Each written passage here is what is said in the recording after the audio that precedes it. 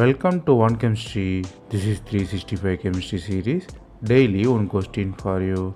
Here chiral compound is given. One side it has alkyne, another side it has alkene, and you have backside hydrogen, and the front you have acetic acid.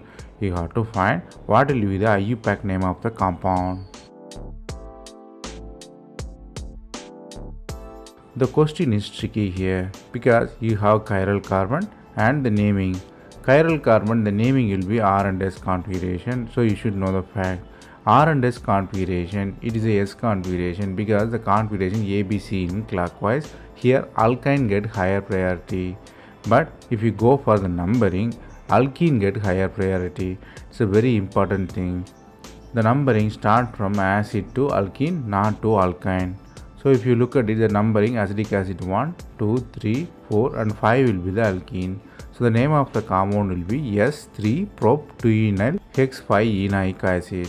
So the concept you have to learn here is for IUPAC, alkene have higher priority. For the configuration, alkyne have higher priority. So the configuration is yes.